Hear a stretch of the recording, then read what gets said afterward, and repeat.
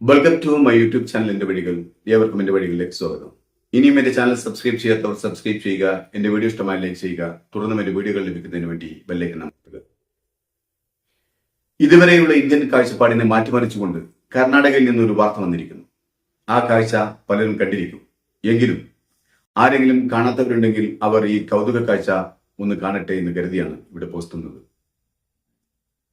എനിക്കെന്തായാലും ഈ കാഴ്ച വളരെ ഇഷ്ടമായി.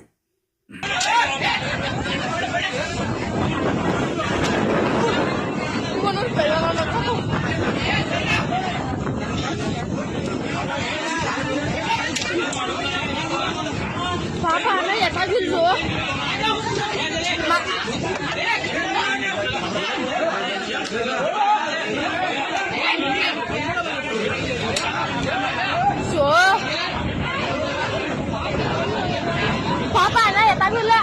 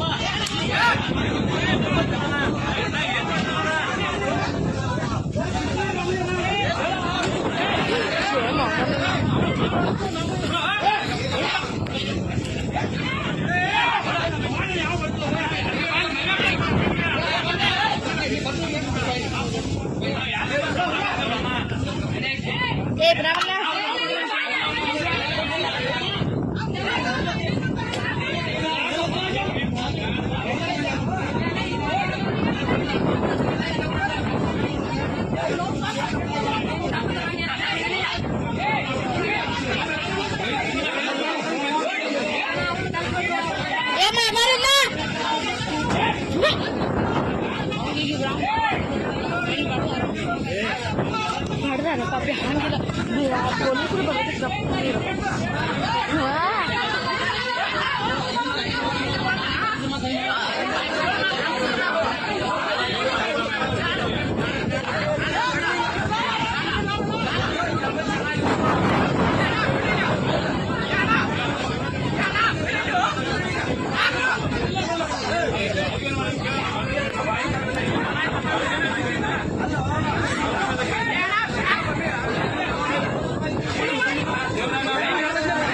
പശുക്കടുത്ത് ആരോപിച്ച് വാഹനം തടഞ്ഞ ശ്രീരാമസേനക്കാരെ ആളുകൾ തെങ്ങിൽ കെട്ടിയിട്ട് പൊതുവെ തല്ലുന്ന കാഴ്ചയാണിത്.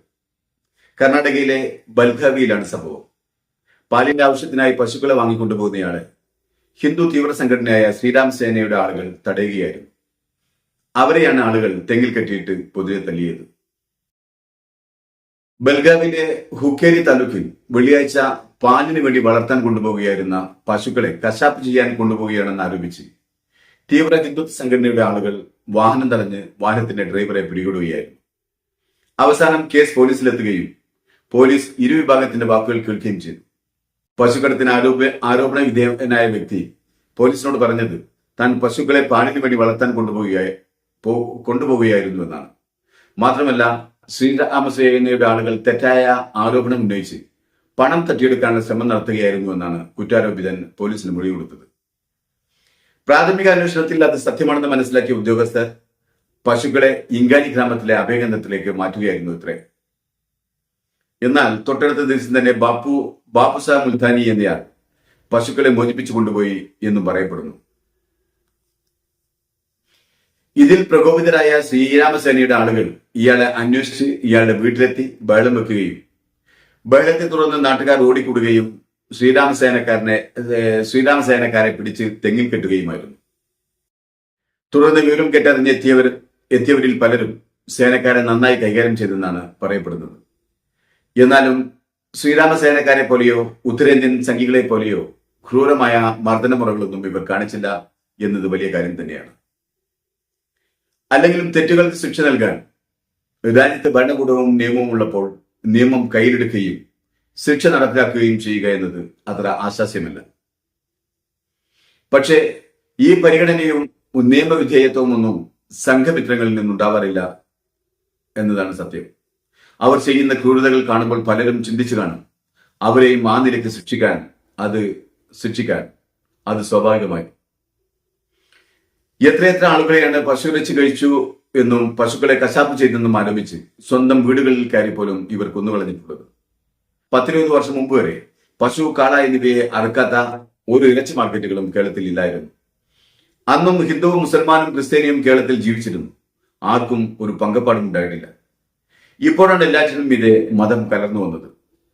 ഹിന്ദുത്വ വിശ്വാസപ്രകാരം പ്രകൃതിയിലെ സർവ്വചരാചരങ്ങളിലും ദൈവസാന്നിധ്യമുണ്ട്.